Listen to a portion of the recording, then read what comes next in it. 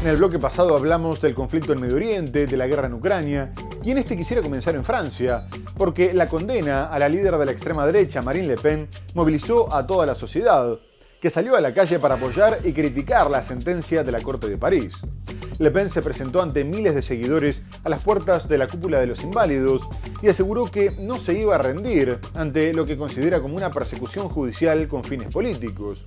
Además, se comparó con Martin Luther King y comunicó que seguiría intentando ser la candidata de su partido, Agrupación Nacional, para las elecciones del 2027, apelando a la condena. Le Pen fue condenada a 4 años de prisión, 2 en suspenso y 5 años de inhabilitación para ocupar cargos públicos por utilizar el dinero del Parlamento Europeo para pagar sueldos en su partido. Del acto también participó su número 2, Jordan Bardella, que sostuvo que la condena fue una ejecución al Estado de Derecho y a la democracia. A su vez, la izquierda salió a la calle de la mano de los ecologistas y la Francia insumisa para defender el Estado de Derecho y condenar lo que calificaron como acoso al Poder Judicial, mientras que también buscaban evitar que todas las cadenas de televisión transmitieran la victimización de Le Pen. Por último, el ex primer ministro Gabriel Attal, secretario general del partido de Emmanuel Macron, también encabezó un evento en el que justificó la sentencia, afirmando que si robabas tenías que pagar. Además, calificó como una injerencia sin precedentes el apoyo de la derecha internacional a Le Pen, ya que tanto Donald Trump como Vladimir Putin y el mandatario húngaro Viktor Orbán consideraron que era una medida antidemocrática. Y otros líderes se unieron a la condena, como el español Santiago Abascal o el italiano Matteo Salvini, que enviaron mensajes respaldando a Le Pen. Manifestación en París en apoyo a Marine Le Pen tras su inhabilitación esta semana. La líder de ultraderecha podría quedar fuera de la próxima carrera presidencial en Francia. Parte de la izquierda también se ha manifestado hoy para denunciar los ataques a la justicia. Puesta en escena muy pensada ante la cúpula de los inválidos, donde está la tumba de Napoleón, y gran organización con autobuses que han traído a los que viven fuera de París. Pero aún así, el apoyo mayoritario que dan las encuestas a la ultraderecha de Agrupación Nacional no es proporcional a la participación en este acto, en el que Marine Le Pen ha reiterado que su sentencia no es una decisión judicial sino política. Se ha comparado con Martin Luther King y ha asegurado que no va a renunciar a presentarse a las elecciones presidenciales dentro de 2 años. Su segundo, Jordan Bardella, ha proclamado que la sentencia de Le Pen ha ejecutado al Estado de Derecho y a la democracia, un mensaje que también han enviado a Pascal, Milei u Orbán. En la Plaza de la República, 3.000 personas, según la policía, han mostrado su rechazo a la extrema derecha en esta concentración convocada por los verdes y apoyada por la radical Francia insumisa. Nos preocupa que Le Pen ponga en el punto de mira a los jueces y demuestra que si llegase a presidenta tendría la idea de una justicia más dura para el resto y menos para ella, ha declarado la líder de los ecologistas, Marine Tondelier. Y mitin del ex primer ministro macronista Gabriel Attal, que le ha dicho a Le Pen que si robas, pagas, y ha calificado de injerencia sin precedente los apoyos que Putin o Trump han dado a la líder condenada a 5 años de inhabilitación por malversar fondos europeos.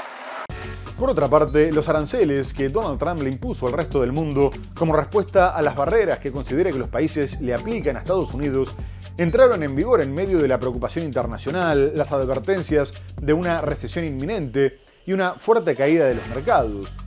El arancel universal finalmente fue del 10%, pero es más alto para los productos de países que percibe que tienen un trato comercial particularmente injusto con Estados Unidos, por lo que, por ejemplo, serán del 20% para la Unión Europea, del 32% para Taiwán y del 24% para Japón. Además, en cuanto a México y Canadá, los productos que entran en el Tratado de Libre Comercio no tendrán aranceles, por lo que tendrían una ventaja considerable con respecto a sus competidores mundiales.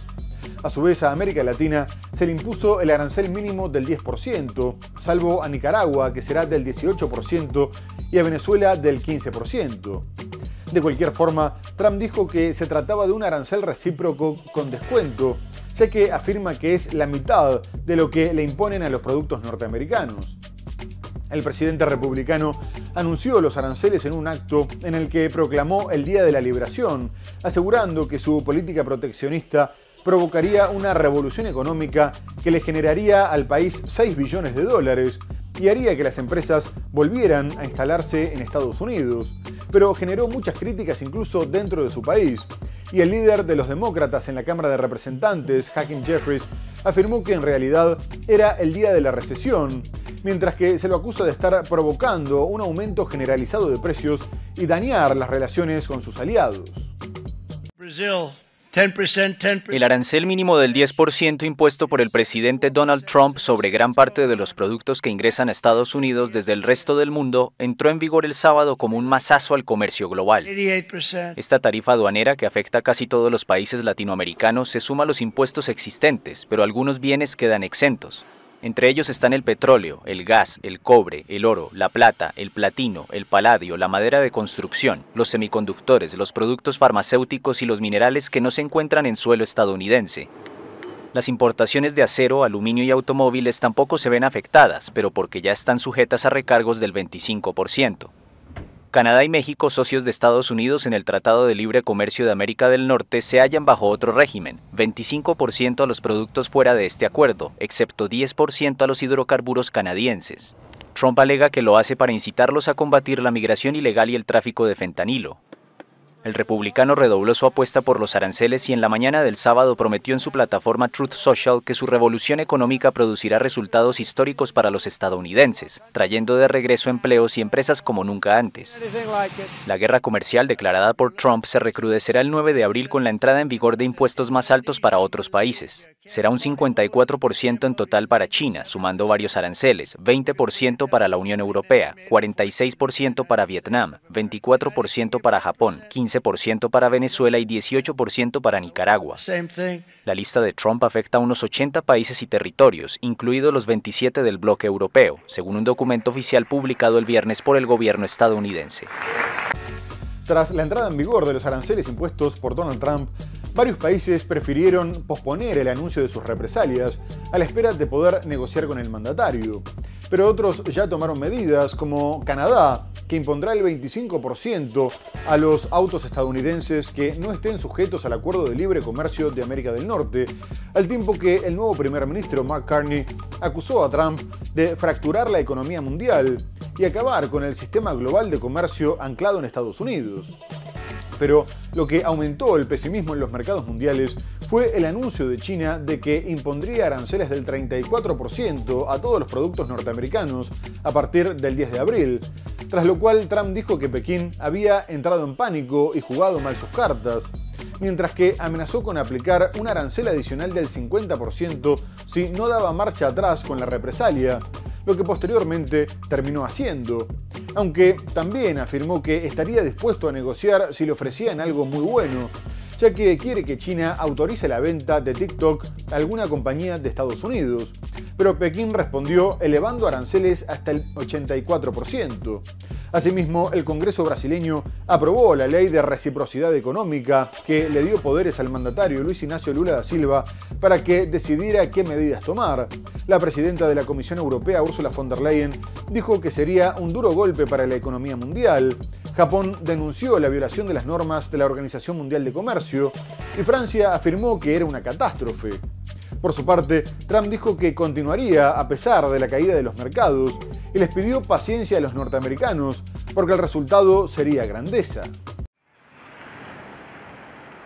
China impondrá aranceles adicionales a productos de Estados Unidos como respuesta a los gravámenes de Washington a productos chinos. El Ministerio de Finanzas anunció que aplicará aranceles del 34% a todas las importaciones de bienes estadounidenses a partir del 10 de abril, además de la tasa arancelaria actualmente aplicable. También indicó que impondrá controles de exportación a 7 elementos de las tierras raras, entre ellos el gadolinio, que se utiliza para las resonancias magnéticas, y el itrio, utilizado en productos de electrónica de consumo. Además, el Ministerio chino dijo que llevará el caso ante la Organización Mundial del Comercio. El presidente estadounidense Donald Trump dijo el viernes que China se equivocó al aplicar represalias a sus aranceles. Según el mandatario, China entró en pánico, la única cosa que no pueden permitirse hacer. El gobierno estadounidense advirtió a sus socios comerciales que no tomaran represalias contra sus aranceles aduaneros porque se exponen a sufrir recargos adicionales sobre sus exportaciones a Estados Unidos. El presidente brasileño Luis Inácio Lula da Silva dijo que tomará todas las medidas apropiadas para defender a las empresas nacionales y a la clase trabajadora brasileña. Responderemos a cualquier intento de imponer un proteccionismo que ya no tiene cabida en el mundo actual. Japón consideró que Estados Unidos podría haber infringido las reglas de la Organización Mundial del Comercio y su acuerdo bilateral, y Australia denunció medidas que no son el acto de un amigo. Francia habló de una catástrofe y España denunció un proteccionismo del siglo XIX. Poco más tarde, el vocero de Exteriores chino, Lin Jian, adelantó que velarían firmemente por sus derechos e intereses legítimos y que pelearían hasta el final, y agregó que la presión y las amenazas no eran la forma de tratar con China. Por otra parte, Rusia también se refirió a los anuncios de Trump, después de que algunos afirmaran que el hecho de que la haya dejado fuera de la nueva imposición de aranceles ubicaba a Moscú en una posición ventajosa. No obstante, el portavoz del Kremlin, Dmitry Peskov, aclaró que no iban a tener ningún beneficio porque el comercio entre ambos era muy poco sustancial. Y quien también reaccionó a los aranceles de Trump fue el presidente de la Reserva Federal, Jerome Powell, que dijo que seguramente iban a aumentar el desempleo y la inflación, mientras que también afectarían el crecimiento de la economía. Además, sostuvo que eran tiempos de incertidumbre, por lo que antes de tomar una decisión quería estar seguro de las consecuencias que tendrían las medidas de Trump, y por ahora no pensaban en modificar los tipos de interés, a pesar de que el mandatario lo viene presionando para que los baje con el objetivo de aliviar la carga financiera sobre la deuda de empresas, individuos y del propio gobierno norteamericano. Y posteriormente siguió insistiendo, destacando que ya había caído el precio del petróleo y que no sabía qué estaban esperando. Asimismo, los desencuentros entre Trump y Powell llevaron a este último a afirmar que no pensaba renunciar. De cualquier forma, sus declaraciones y la reticencia a bajar los tipos de interés profundizaron todavía más la caída de los mercados. Los aranceles introducidos por el presidente Donald Trump aumentaron el riesgo de un mayor desempleo y probablemente causarán una mayor inflación y una desaceleración del crecimiento en Estados Unidos. Así lo declaró el viernes el presidente de la Reserva Federal, Jerome Powell. Enfrentamos un panorama altamente incierto con riesgos elevados tanto de mayor desempleo como de mayor inflación. La nueva administración está en proceso de implementar cambios sustanciales en la política en 4 áreas distintas: comercio, inmigración, política fiscal y regulación. Powell añadió que es demasiado pronto para considerar cambios en la política monetaria estadounidense. El anuncio de Trump a principios de esta semana de fuertes gravámenes contra sus principales socios comerciales ha sacudido los mercados globales. Los inversores se han enfrentado a la perspectiva de costos de importación significativamente más altos en todo tipo de productos, desde zapatos hasta camarones. Powell estimó el viernes que la incertidumbre en la economía disminuirá en los próximos meses. En este momento hay mucha incertidumbre sobre cómo se resolverá todo esto, las formas que tomará y cuáles serán los efectos económicos. Si avanzas un año a partir de ahora, la incertidumbre debería ser mucho menor. Los efectos reales de las políticas deberían ser para entonces bastante claros. La bolsa de Nueva York, que cayó casi un 6% el viernes por segunda sesión consecutiva, reaccionó al discurso de Powell con mayores caídas. Horas antes, Trump recurrió a su cuenta de Truth Social para insistir en que su política no cambiaría a pesar de la reacción del mercado y le pidió a Powell que actúe bajando las tasas de interés. Pero los comentarios de Powell sugieren que la Reserva Federal no tiene prisa por recortar su tasa de interés de referencia desde su elevado nivel actual. Mientras tanto, Donald Trump consiguió un importante respaldo en la Corte Suprema sobre el plan de deportación, dado que se permitió que el mandatario utilizara la Ley de Enemigos Extranjeros de 1778 para enviar a una cárcel de El Salvador a presuntos integrantes de bandas criminales, levantando el bloqueo del juez federal James Boasberg, que sostenía que la norma estaba pensada para tiempos de guerra. Además, también suspendió la orden de una jueza que exigía la repatriación de uno de los presos enviados a El Salvador, que había sido deportado por error. Gilmar García es un joven de 29 años que vivía en Estados Unidos como refugiado desde el 2019 y un juez había ordenado que no fuera expulsado porque su vida podría correr peligro. La administración de Donald Trump reconoció que había sido un error, pero dijo que de todas maneras era un pandillero y que como tal podía ser deportado a donde quisieran. De cualquier forma, la victoria de Trump no fue completa, ya que la Corte afirmó que los migrantes tenían derecho al debido proceso y se les tenía que permitir recurrir las deportaciones, por lo que los tenían que informar de antemano. Por otra parte, la razón dada por los jueces fue puramente técnica, ya que los abogados presentaron la demanda en Washington cuando lo tendrían que haber hecho en Texas, lo que significa que el fallo es temporal, mientras se decide si la utilización de la ley con ese fin viola la Constitución.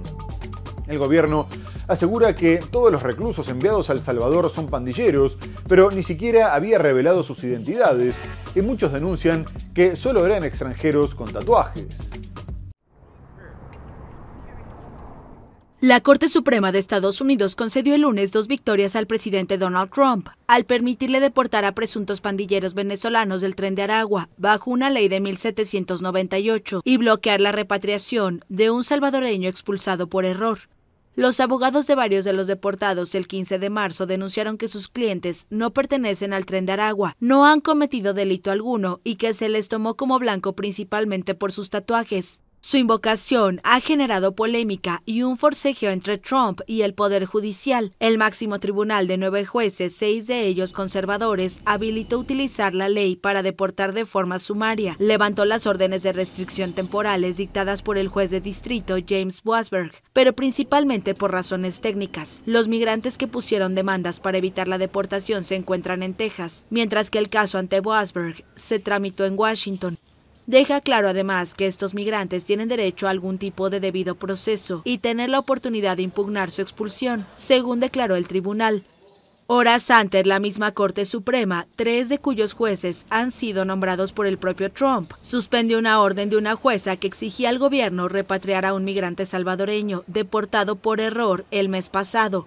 El hombre vivió en Estados Unidos bajo un estatus legal protegido desde 2019, cuando un juez dictaminó que no debía ser deportado porque podía estar en peligro en El Salvador.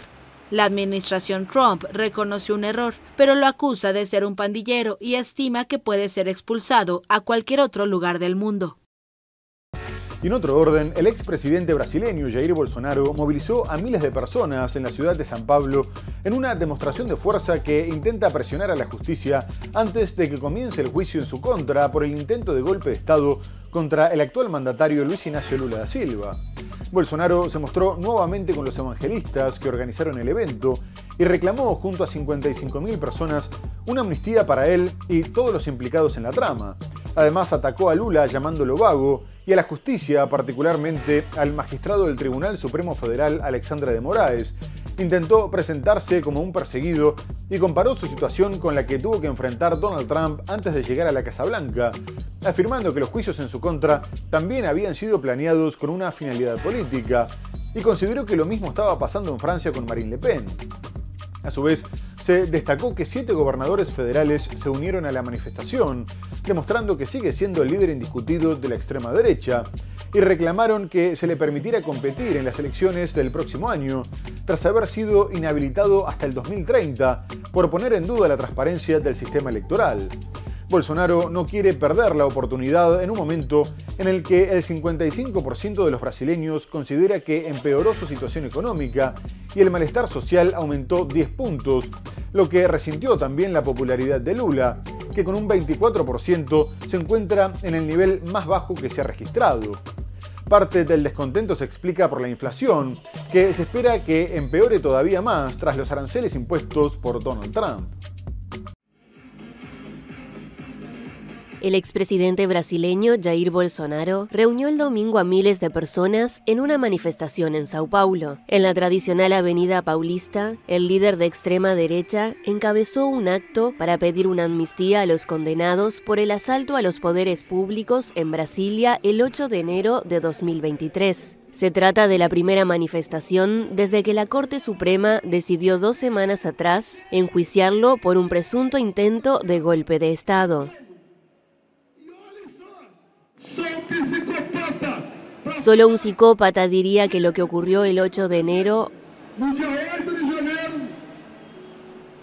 fue un intento armado de golpe militar. Los manifestantes se congregaron pacíficamente, vestidos con camisetas de la selección de fútbol, símbolo apropiado por el bolsonarismo, y ropas verdes y amarillas, los colores de Brasil.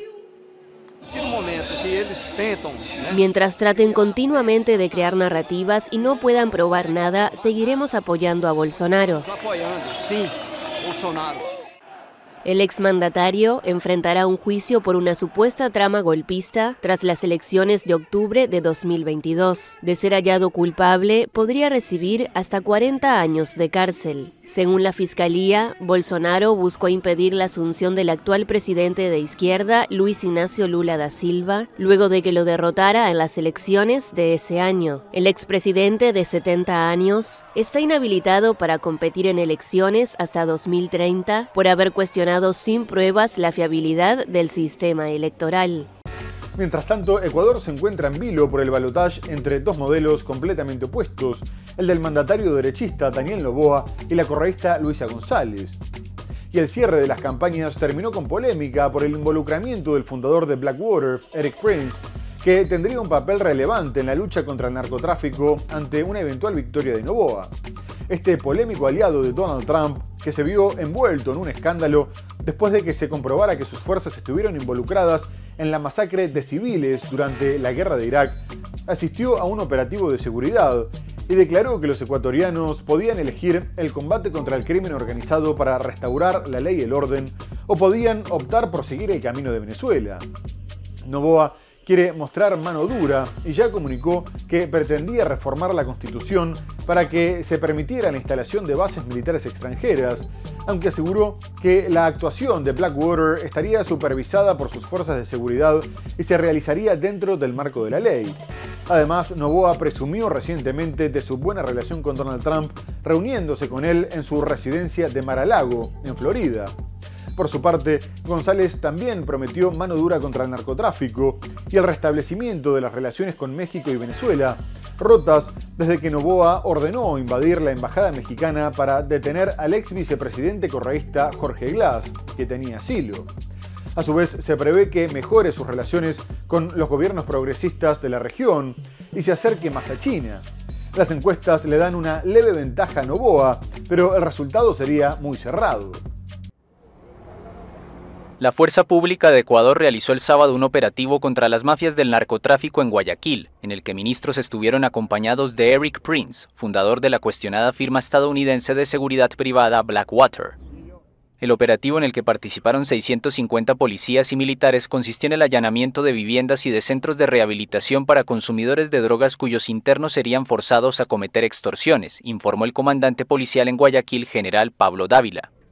El presidente ecuatoriano Daniel Noboa, en campaña electoral, anunció hace casi un mes una alianza estratégica con Blackwater, cuyos mercenarios mataron e hirieron a decenas de civiles en Irak. Prince, antiguo miembro de los Navy SEAL, acompañó a los ministros de Defensa Giancarlo Lofredo y de Interior John Reinberg, quienes estuvieron equipados con chalecos antibalas. Los tres se movilizaron en un vehículo blindado durante las maniobras. Pero lo importante de este tipo de acciones es reforzar nuestra presencia y la cooperación internacional.